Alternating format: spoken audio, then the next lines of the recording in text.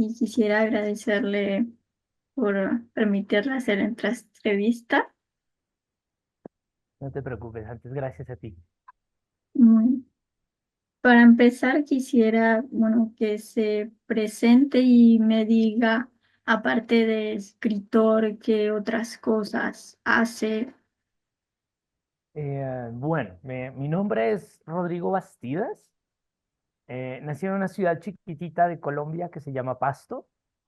Bueno, tengo un doctorado en literatura de la Universidad de los Andes.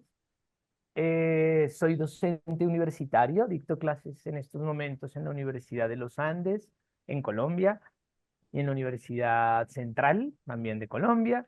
Soy editor. Tengo una editorial que se llama Ediciones Vestigio, con la que he publicado más o menos unos 50 libros, más o menos, tanto de literatura de ciencia ficción, literatura extraña, de terror, etcétera. Y tenemos también un pequeño apartado de poesía portuguesa. Escribo. ¿Qué más hago? Bueno, ya creo que es. Creo que esa es mi vida. ¿Me podría decir qué libros ha escrito y de qué se tratan? Bueno, yo empecé mi trabajo como antologista, es decir, antologador, es decir, tomaba ciertos textos no personales, sino de otros autores, y los reunía en antologías, que las antologías en sí mismas me parecen un acto literario, histórico, como muy importante. Y dentro de estas antologías tengo varias. Las primeras antologías que hice fueron de ciencia ficción colombiana y se llamaron Relojes que no marcan la misma hora y Cronómetros para el fin de los tiempos. Posteriormente hice una otra antología que se llamó El tercer mundo después del sol, que digamos es un libro que tuvo cierto eco en toda América Latina porque hasta ese momento nadie había o no estaba en primer plano la ciencia ficción latinoamericana. Entonces, dar visibilidad, reunir, trabajar, editar, eh, para todo el libro hice unos ciertos números de prólogos y de textos eh, sobre la ciencia ficción latinoamericana, entonces le dio cierta visibilidad a ciertos autores y autoras que hasta ese momento no eran muy conocidas. Entonces ese libro salió con Editorial Planeta, con el sello Minotauro, y fue un libro como muy bien recibido. Entre los libros que he escrito, va a salir, va a escribir un libro que se llama Cuerpos Luminares y de otras dimensiones, que es una compilación, un estudio historiográfico de la ciencia ficción colombiana desde el siglo XIX hasta nuestros días. Fue editado por Filomena y con ese libro gané un premio que se llama el Julio Gómez, creo. No me acuerdo el nombre del premio, pero era un premio como mejor libro de ensayos colombianos del año 2022. Y algunos textos míos han aparecido en ciertas antologías, por ejemplo, en Contaminación Futura 10 aparece un texto, Caracol en crecimiento ilimitado. En Brecha 2 aparece el apocalipsis, como un apocalipsis en la palma de la mano. Y el próximo mes, o sea, en enero, bueno, en 2 meses, en enero, sale una novela que escribí, que por ahora lleva el título de La Incandescencia, que es una novela de ciencia ficción que se mezcla como con ciertas cosas que tienen que ver con vulcanología.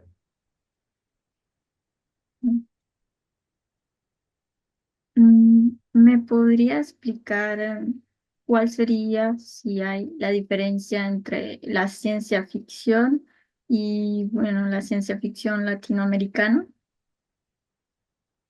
Yo creo que lo que particulariza a la ciencia ficción latinoamericana tiene que ver algo con la historia en la que los países latinoamericanos hemos vivido, y particularmente no solamente en toda la época de la colonia, es decir, el hecho de que nosotros compartamos un pasado colonial eh, similar en muchos casos, sino también a partir del siglo XIX, en el caso particular de la ciencia ficción, es la forma como a nosotros nos llega la tecnología. La tecnología, las máquinas, los avances científicos, casi siempre llegan desde afuera, es decir, nosotros no nos particularizamos en América Latina por ser productores de ciencia, sino más bien receptores de tecnología. Es decir, las tecnologías que se crean en otro lugar, a nosotros nos llegan con las particularidades de esos otros lugares. Por lo tanto, la forma en la cual nosotros vemos la tecnología es una tecnología que es una tecnología que, en lugar de ser creada para estos contextos, nosotros debemos hackearla o debemos transformarla, debemos eh, intervenirla para que sea útil para nuestros espacios. Y dado que esa ciencia y esa tecnología, por ejemplo, no son, digamos, son más impuestas que creadas, Em, eso hace que nuestra ciencia, nuestra forma de ver la ciencia, también sea híbrida, se mezcla con conocimientos ancestrales, se mezcla con formas de ver la ciencia diferentes, digamos, que están más unidas al pensamiento indígena, por ejemplo, o al pensamiento afrocaribeño, en el caso de las Antillas o Centroamérica. Entonces, todo ese montón de cosas de la ciencia y la tecnología produce una ciencia ficción diferente.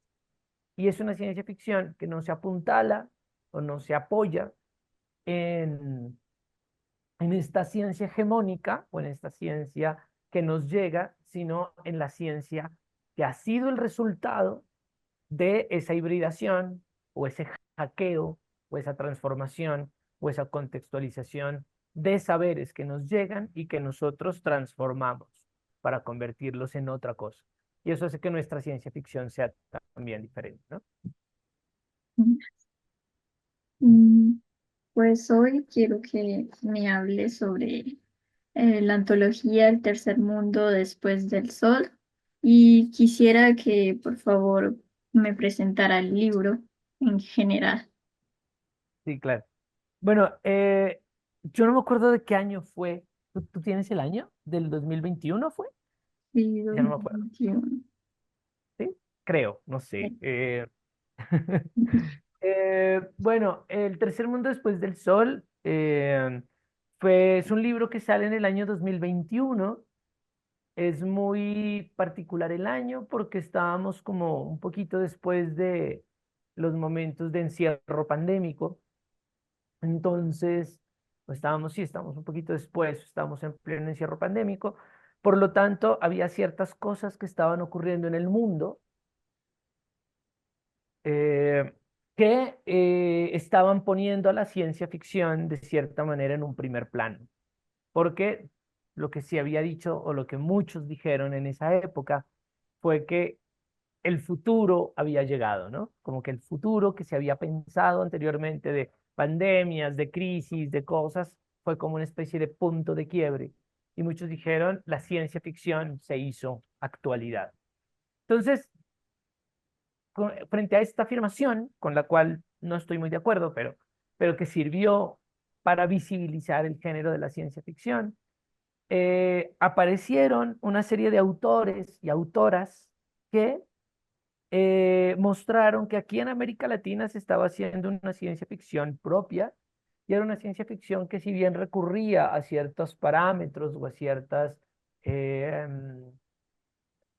a cierta literatura clásica que venía desde el norte global, estábamos nutriéndonos de esa literatura para desarrollar nuestra propia visión de la ciencia ficción. Entonces, en este libro, lo que se intentó o lo que se hizo fue buscar o hacer conexiones entre las visiones principalmente decoloniales que se tenían a partir de la ciencia ficción y de cómo cada una de estas visiones decoloniales de diferentes autores y de diferentes países de toda América Latina confluían en un mismo espacio. Y en ese mismo espacio en el cual estaban confluyendo, apareció como una especie de teoría muy clara del cómo se estaba construyendo esa ciencia ficción en América Latina y que tenía que ver con algo que para mí es lo más importante del acto mismo de ese libro, y es que a nosotros como latinoamericanos siempre se nos había señalado como subdesarrollados o como países en vías de desarrollo, teniendo en cuenta que el desarrollo era como una especie de punto de llegada que se estaba imponiendo. Y obviamente en el momento en el que se nos nombraba como subdesarrollados había una especie de trato como de nomenclatura y de ser sujetos incompletos, de ser personas, naciones que no habíamos llegado a algo que era la promesa de la civilización. Entonces, cuando se habla en este texto, un poco la propuesta que se puede ver o que se puede rastrear en todos los cuentos es que nosotros, y partiendo de una idea de René Rebetés, no ver el subdesarrollo como una forma de ah,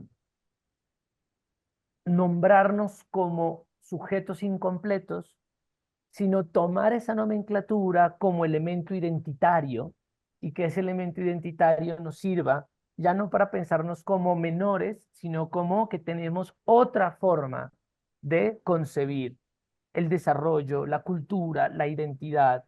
Y eso es un proceso decolonial.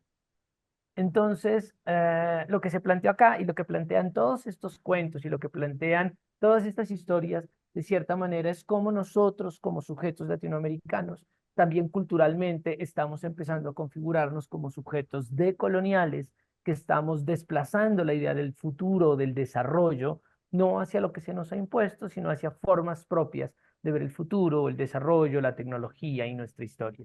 Entonces, en este libro, que es un libro de 14 cuentos, autores de diferentes países que fueron recopilados y trabajados por mí, y a través del cual se hizo también toda una selección, una antología y una visión, digamos, política para tanto la selección como la corrección de los textos.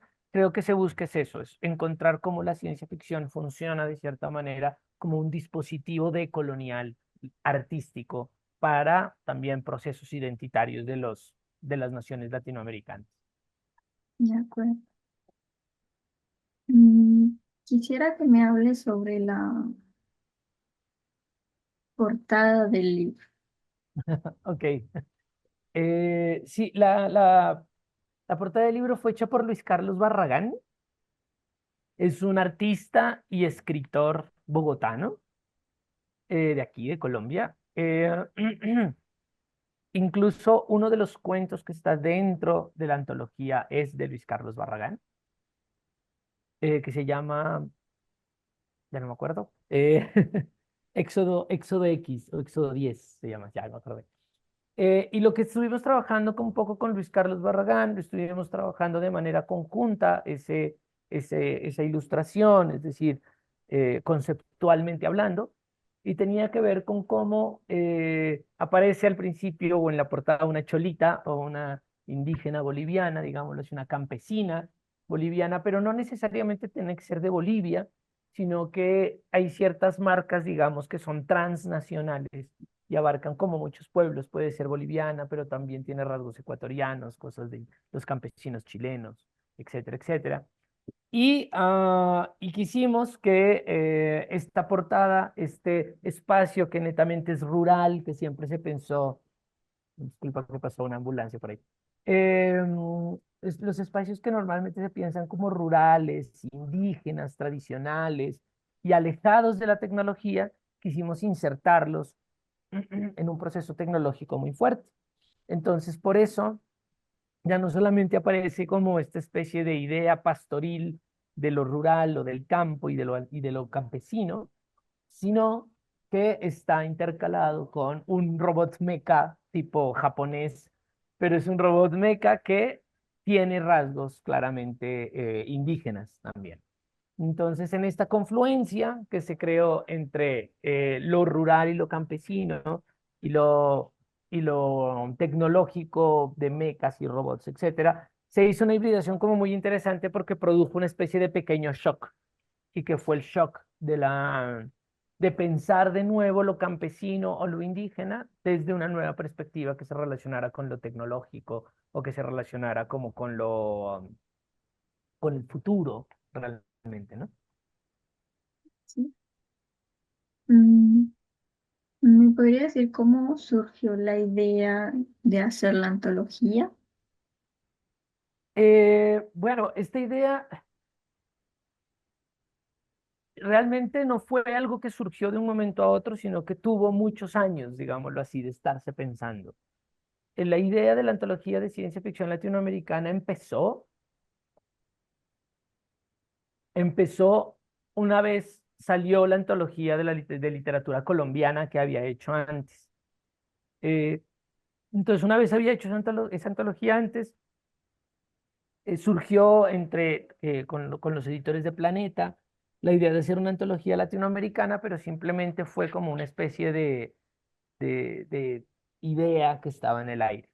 Pero a medida que pasaba el tiempo y a medida que se fue configurando y desarrollando bien eh, esta idea o que se fue como constituyendo la importancia que tenía la ciencia ficción dentro de la literatura, ya no como un género menor, sino como un género central dentro de lo literario, se pensó justamente en llamar como a estos autores. En llamar a estos autores hubo como una selección muy grande inicialmente, había como una lista de 30 40 autores que se fue decantando, se fue haciendo más pequeña, no solamente teniendo en cuenta el tamaño que habría tenido una antología de 40 autores. Entonces, de esos 40 autores que estaban ahí, más o menos eh,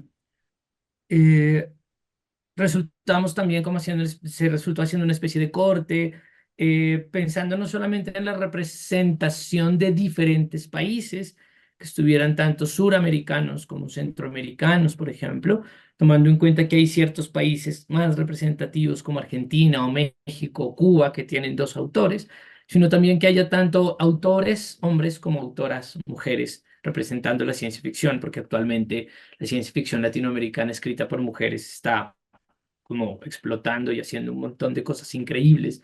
Entonces, de ahí surgió la antología, fue un diálogo como muy fluido con los autores, muchos me pasaron textos, varios textos, por ejemplo, y a partir de esos varios textos fuimos eligiendo los que más fueran pertinentes para la antología. Eh, y bueno, así se fue configurando la antología lentamente desde el año más o menos 2019, es decir, hasta el año 2021 que fue publicada. Duramos más o menos 2 años haciéndola y 2 años de selección, corrección, visión y sobre todo pensando que era necesario como volver a ubicar a la ciencia ficción como una literatura central dentro de los procesos de la literatura latinoamericana. O sea, que fue la intención también inicial, ¿no? Mostrar cómo la ciencia ficción en Latinoamérica no solamente estaba viva y estaba muy bien escrita y había increíbles autores que estaban haciendo cosas muy chéveres, sino muy buenas, sino también para decir que la ciencia ficción tenía como algo que decir en estos momentos y que eso que tenía que decir era muy importante para pensarnos como latinoamericanos, ¿no? Mm, mm, ¿Me podría hablar de cómo nace el título de la antología? Si fue usted Perdón, quien escogió. perdón, ¿me podrías repetir la pregunta? De cómo nace el título de la antología. Sí, el título de antología fue un título que surgió en una charla con un amigo que es un escritor de ciencia ficción que se llama Juan Alberto Conde. Y en medio de esa charla surgió este título que posteriormente se fue nutriendo como de lógica y de ideas y de conceptos. Eh, Principalmente el título empezó como una especie de pequeño juego de palabras entre la idea del tercer mundo en América Latina y el tercer mundo como el planeta Tierra, que es el tercer mundo, pero posteriormente como que se empezó a llenar como de toda una teoría, pues justamente por esta idea de en qué momento surgió esta idea del tercer y el primer mundo, ¿no? En qué momento surgió la idea de que somos el tercer mundo, cuál es el segundo mundo, que es una pregunta que ya había hecho con anterioridad dentro de la teoría literaria Frederick Jameson, pero ¿cuál es el segundo mundo? ¿Cuál es nuestro, por qué somos el tercer mundo? ¿Cuál es la idea? Llegar a ser primer mundo, porque hay una jerarquía dentro de ese primer, segundo, tercer mundo. Entonces hay toda una pregunta que empezó a surgir desde ahí y que empezó también a nutrirse. Fue muy particular, digámoslo así, muy gracioso, entre comillas, porque si bien el título empezó como un juego de palabras, sí, como una especie de pequeño guiño, de pequeño, no podría decir chiste, pero al menos sí como eso, como algo divertido. A medida que el título, que pasaba el tiempo y pensábamos más y más y más y más el título, pues se fue convirtiendo en algo muy profundo y el título se convirtió en algo como muy significativo para darle una razón de ser y una lógica a esta antología. Entonces, como que detrás del título no fue que hubo un gran pensamiento teórico que llevó a la construcción del título, sino que fue más que todo el título el que llevó a la construcción teórica posterior. Entonces eso fue bonito, pero fue también particular. Sobre su prólogo. Si, ¿qué mensaje quisiera que nos quede o cuál sería el mensaje más importante que quiere transmitir en su prólogo? No sé, es una gran pregunta. No sé si hay un mensaje o que me interesaría uno más que otros. Yo creo que se podría resumir en dos, tres puntos. El primero, la importancia de la ciencia ficción para la literatura, no solamente latinoamericana, sino en general. Es decir, siempre la ciencia ficción vista como una especie de literatura menor o una literatura no tan importante o una literatura que se veía un poquito como con ojos de evasión o de juvenil. Y la idea es que la ciencia ficción tiene sus propias dinámicas y es unas dinámicas muy importantes que hay que prestar atención. El segundo yo creo que sería el uso de la imaginación como potencia de construcción de futuros, es decir, en estos momentos hay una especie de explosión de los trabajos y los estudios sobre futuro, ¿no? La futurabilidad, la futurología. Y creo que lo más importante para nosotros como latinoamericanos es poder construir nuestros futuros. Es decir, que no sean unos futuros implantados, por ejemplo, por empresas extractivas, que no sean futuros implantados por eh, eh, políticas o religiones extranjeras que vienen un poco a decirnos cómo debemos pensar o que vengan a decirnos cómo debemos proyectarnos al futuro, o estados, o gobiernos, o formas de ver, o ciencias, o estudios, o filosofías, sino que nosotros como latinoamericanos también podemos crear nuestro propio futuro. Es decir, un futuro en el que nosotros como latinoamericanos podamos vivir, podamos estar, podamos crear, podamos hacer, ¿no? Como que podamos vivir a partir de nuestras propias formas de comprensión del mundo. Entonces, yo creo que la ciencia ficción como acto literario, la ciencia ficción como objeto artístico, nos ayuda a construir un lenguaje para construir posteriormente nuestro propio futuro. En algún momento, leí en algún lugar que decía, no podemos vivir en un lugar que antes no hemos imaginado. Entonces, si nosotros queremos vivir en una Latinoamérica hecha por nosotros, tenemos que empezar a imaginarla. Y la ciencia ficción y el arte y la literatura son herramientas o son caminos o son puentes que nos sirven para llegar a imaginar ese futuro en el cual nosotros queremos vivir y nosotros estamos configurando.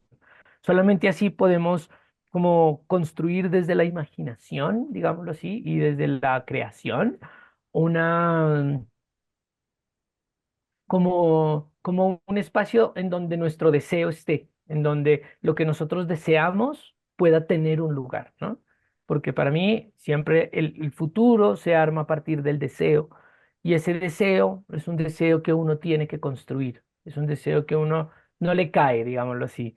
No es un deseo que es implantado, sino que se nace desde adentro, que nace desde las personas. Entonces, la mejor forma de construir ese deseo es a través de este tipo de herramientas del lenguaje, como lo es la literatura. Bueno, creo que ya habló un poco de cómo fue el proceso de escoger a los autores. ¿Sí? Pero en ese proceso ¿estaba usted solo o hizo una colaboración? No, no, más bien estuve solo. Es decir, hice hice una especie de lista con autores de cada uno de de los países que me parecía como más interesantes. Hablé con algunas personas, por ejemplo, para tener acceso a ciertos libros que yo no tenía. Obviamente, todo acto literario de una antología o de un libro o de lo que sea conlleva una investigación. Y en esa investigación uno claramente está dialogando no solamente con textos que uno lee, sino con sus pares, ¿no? O con otros escritores, con editores.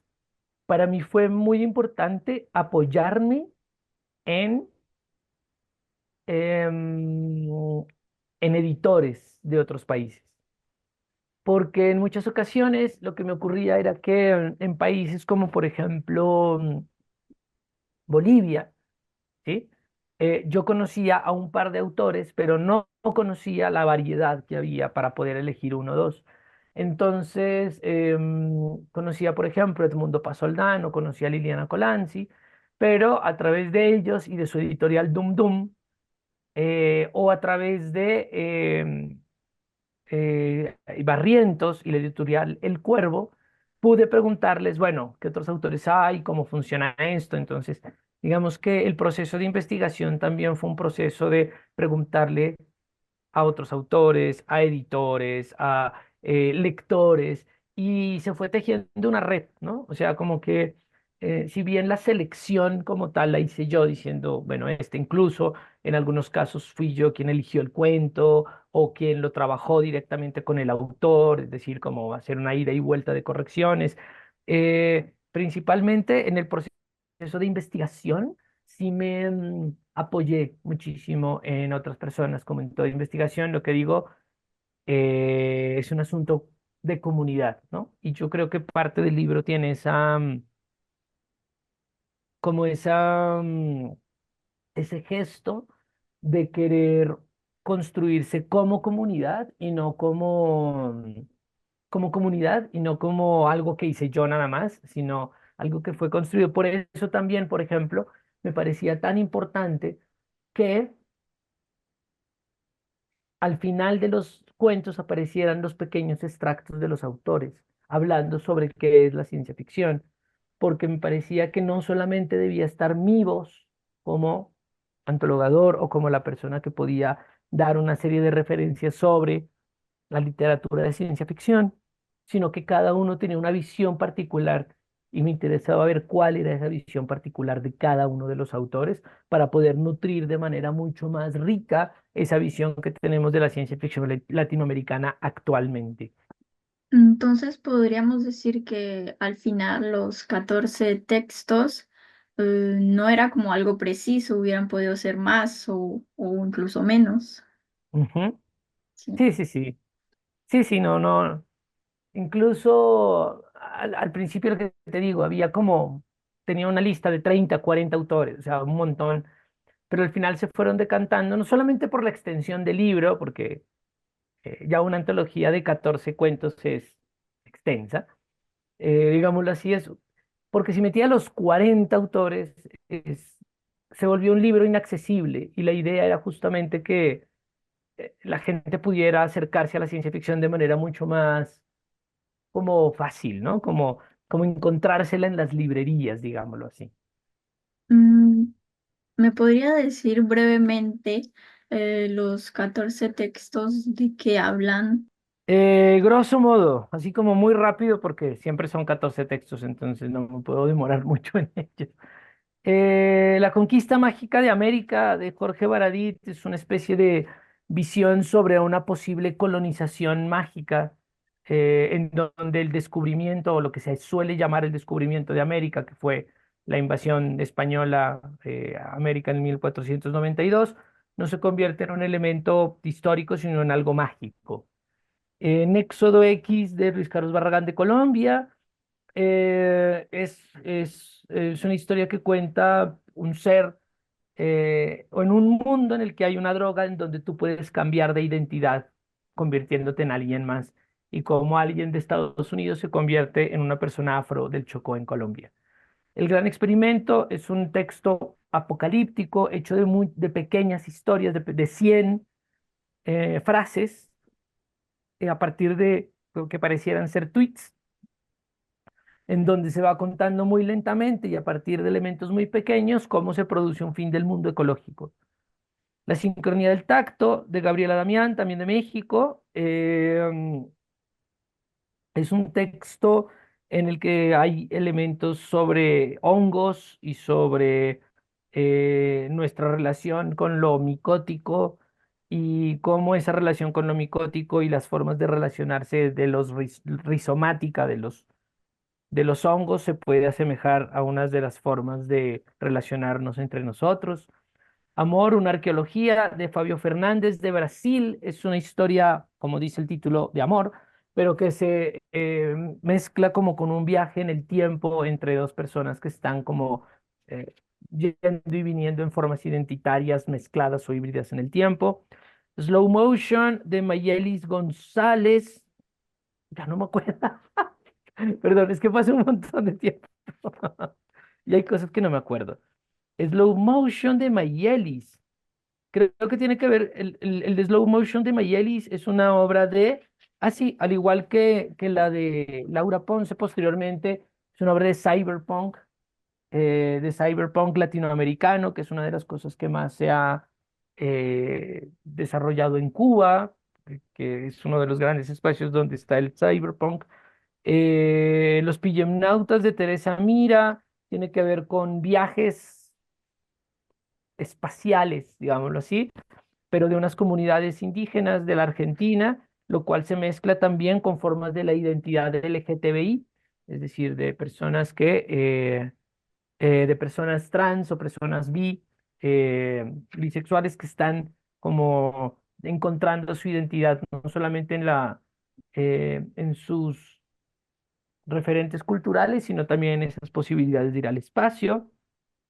A través del avatar de Laura Ponce, como había dicho, también es una obra de cyberpunk, pero esta vez argentina, en donde se habla también de un videojuego y esa inserción en el videojuego hace que todo sea como muy extraño. Other Voices de Giovanna Rivero, de Bolivia, habla como de una visión que se tiene post Torres Gemelas en Nueva York y en donde se hace un ascenso, o sea, en vez de un descenso al infierno, es un ascenso al infierno a través de cierto tipo de máquinas que ayudan a tener esas visiones.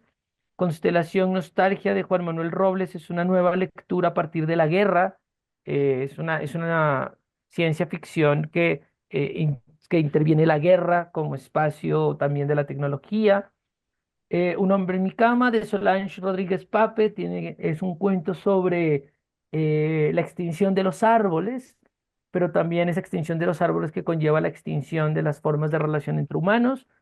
Fractura de Ramiro Sanchís. Es un cuento sobre una lima que está cubierta por una cúpula, en donde una cúpula que se empieza a fracturar y en esa fractura empiezan a ocurrir cosas particulares, como en todos los libros de Sanchís.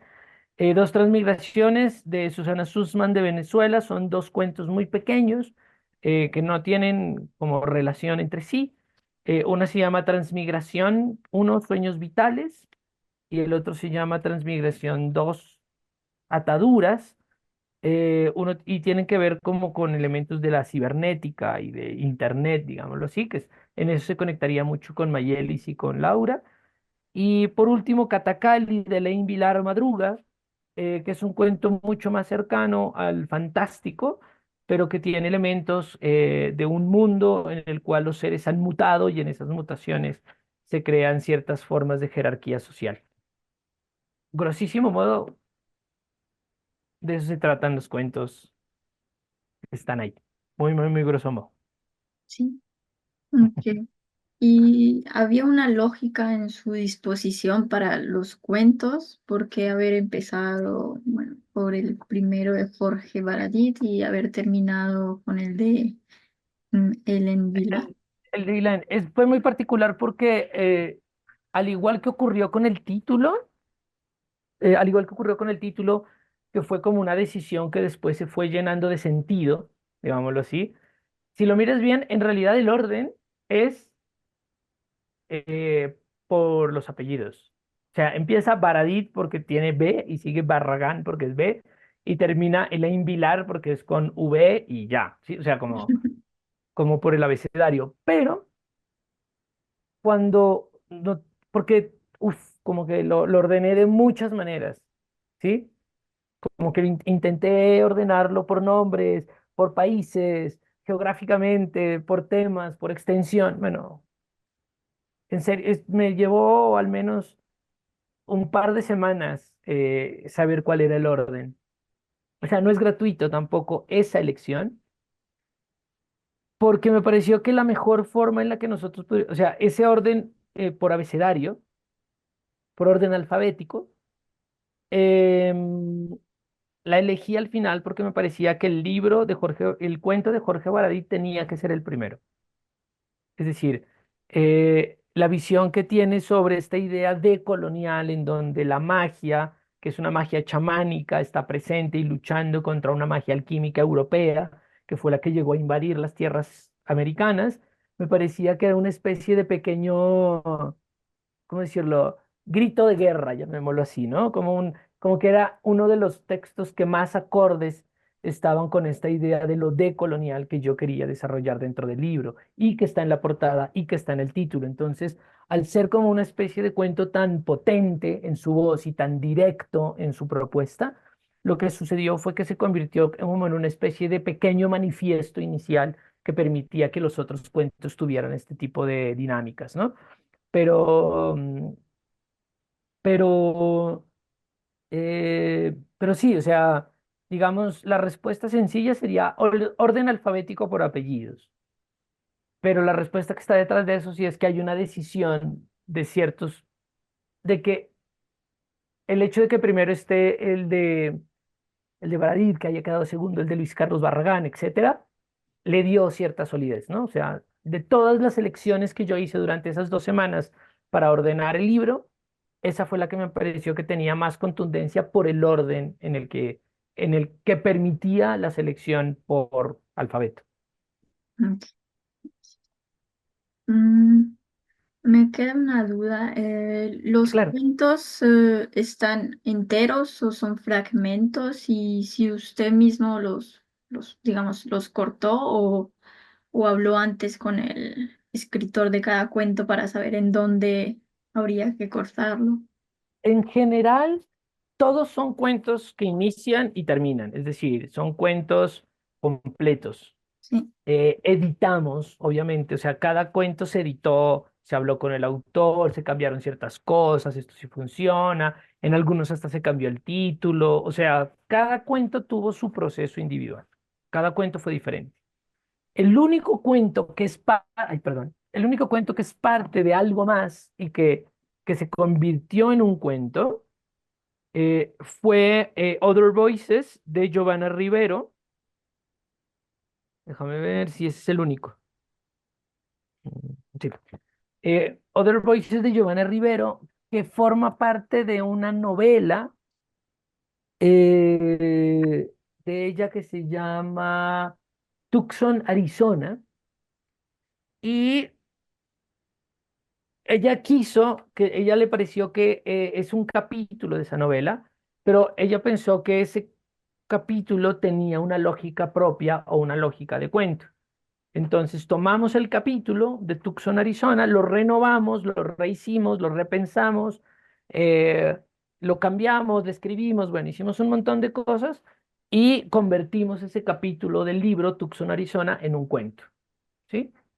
Pero por lo demás, son cuentos con inicio y fin y todas las correcciones, cambios, transformaciones que se hicieron en cada uno de los cuentos fueron cosas que se hablaron con los autores. En algunos casos se hizo muy poquito trabajo, como en el caso de Alberto Chimal, por ejemplo, que casi no se cambió nada de lo que él pasó. Y en otros sí se hizo un trabajo mucho más profundo de edición, como por ejemplo en el cuento de Gabriela Damián Mirabete, que ya lo pasó y lo trabajamos durante un par de semanas para corregirlo y mejorarlo. Mm, bueno, quisiera que me explicara si alguna otra persona quisiera hacer una antología, qué tendría que hacer y explicarme cómo lo hizo usted. Mm, No sé, no, no sé, para mí o sea, yo, lo primero que hay que hacer en el momento de hacer una antología no es simplemente tomar tres, cuatro, cinco, siete cuentos y unirlos, sino entender que una antología es una muestra de algo que está ocurriendo espacial y temporalmente en algún momento dado, ¿sí? Un momento y un lugar dado. Em, esta antología, para hacer esta antología, primero yo, por ejemplo, revisé muchas antologías que se habían hecho antes de ciencia ficción. ¿Sí? No solamente latinoamericanas que se habían hecho en los años 40 y 50, como por ejemplo la antología que ya había hecho en Colombia de literatura colombiana René Rebetés, que se llama Contemporáneos del Porvenir, o antologías como Ciencia Ficción Latinoamericana, que es de Gordon Ivan Vogt, o lo mejor de la ciencia ficción latinoamericana, que es un texto argentino que salió en los años 70, o en el caso de América Latina, o ver cuáles son esas antologías importantes para el género. En mi caso fue muy importante, por ejemplo, una antología que hizo en 1968 más o menos, Harlan Ellison, que se llama Visiones Peligrosas, que salió en tres tomos y que fue una antología importantísima para la ciencia ficción. Y yo revisé mucho esa antología, pero para ver qué era lo que había hecho, por ejemplo, Harlan Ellison para que esa antología fuera tan importante. Entonces, el análisis de otras antologías similares en un contexto de género, por ejemplo, ¿sí? O sea, antologías de ciencia ficción o de ciencia ficción latinoamericana, revisarlas, consultarlas, ver qué es lo bueno, qué es lo malo que tiene cada una, copiar o imitar o transformar lo bueno y desechar lo malo. Eso por un lado, o sea, uno tiene que tener claro para qué sirve una antología, qué es lo que uno quiere hacer con la antología y tener en cuenta que no es simplemente una unión de textos, sino una voz que está marcando una época específica. Y segundo, si usted hay que saber mucho, o sea, no estoy diciendo que yo sea que sepa mucho, pero sí hay que estudiar mucho el género o el tema eh, o el espacio del cual uno quiere hacer una antología. Si uno quiere hacer una antología sobre, no sé, estoy pensando cualquier cosa, literatura afrocolombiana del siglo XIX, uno tiene que saber mucho de literatura afrocolombiana del siglo XIX para poder hacer una antología y extraer los mejores textos. O si uno quiere hacer una contemporánea, uno tiene que estar atento a qué es lo que está ocurriendo actualmente, hablar con editores, con escritores, con bibliotecarios, con libreros y con toda la gente de varios países, en el caso de que sea latinoamericana, para que todos ellos tengan unas visiones, ¿sí? Que te permitan a ti hacer la antología. A la larga, una antología no se trata del antologador, sino de las personas que están allá adentro. Entonces, hacer todo lo posible por darles voz, por que ellos hablen, porque no solamente estén sus textos y ya, sino por sacar los mejores textos posibles y que esos textos también estén acompañados de una voz particular que diga algo. Cada cuento que se incluye en una antología debe ser una voz que dice algo, no simplemente un texto que está sumado a otros más. Tiene que ser una voz que al mismo tiempo sea particular en su propuesta, pero que pueda dialogar con las otras que están ahí mismo con ella. Yo creo que serían esos los consejos. Al final de la antología encontramos una biografía y un glosario. ¿Esto Mm. es obligatorio en todas las antologías o no? No, no, para nada. El glosario fue puesto solamente para la versión española. Ok. En la versión latinoamericana, no. no tiene ese glosario y fue más una especie de imposición de la editorial española de que un deseo que, o sea, yo hubiera preferido que la antología en su versión española no hubiera tenido el glosario, lo hubiera preferido. Pero bueno, pero los editores españoles quisieron hacerlo y no lo pude evitar, digámoslo así, porque me parece que el lenguaje tiene que estar ahí, es decir, tanto en España como en América Latina estamos hablando el mismo idioma y así como nosotros como latinoamericanos podemos entender las traducciones que nos llegan desde España, también seguramente los españoles puedan entender los textos que nosotros escribimos desde América Latina. Y las biografías sí son imprescindibles porque lo que te digo, es importante darle la voz a los autores. Hay que decir quién es cada uno, comentar, decir, y no solamente eso, sino que en este caso también se aumentaron los textos, ¿no? Que eso les daba aún más voz a los autores. Quisiera saber si la ciencia ficción latinoamericana se enseña en los colegios en Colombia o en la universidad. Pues mira que no, en general no, pero justamente el, la otra antología que yo te dije que hice, que es una antología de literatura colombiana, de ciencia ficción colombiana, perdón, que se llama Relojes que no marcan la misma hora. Bueno, y ahorita salió otra que es una especie de compilación, de unión de las otras dos que se llama, pucha, bueno, ahorita, perdón, ya. Olvido los nombres de los libros que hice. Periplos del futuro se llama. Em, lo que permitió fue que de cierta manera entrara a, a los colegios la ciencia ficción como posibilidad de lectura. La ciencia ficción no es algo que aparezca en el pensum de los colegios, ¿sí? Pero lo que sí ha pasado es que muchos profesores sí han decidido, sí han querido implementar la ciencia ficción como didáctica con sus estudiantes. Entonces, no es algo que aparezca, perdón, en el pensum o que aparezca como un estudio obligatorio o que aparezca como algo que los estudiantes deben leer. Pero sí, a medida que ha pasado el tiempo, sí se ha integrado de manera muy dinámica y de manera muy fluida en los colegios, ¿no? Para estudiar la ciencia ficción. Pero en los pensums no existe. Mm, ¿Cómo percibe usted que este género es percibido en la sociedad por los adultos y por los jóvenes?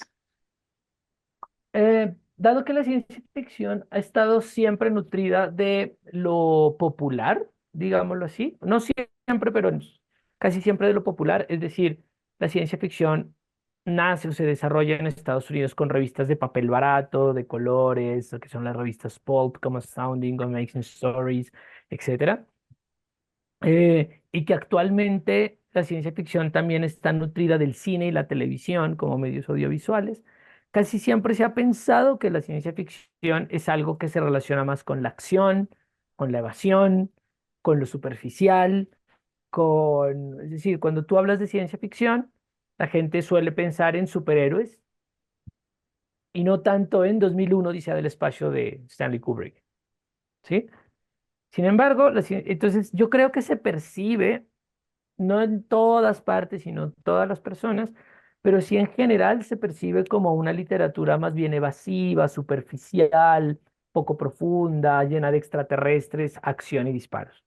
Afortunadamente, con el tiempo, y yo creo que en los últimos años esa percepción ha ido cambiando fuertemente y ha permitido que se retome o se repiense la ciencia ficción como un espacio de creación, ¿sí?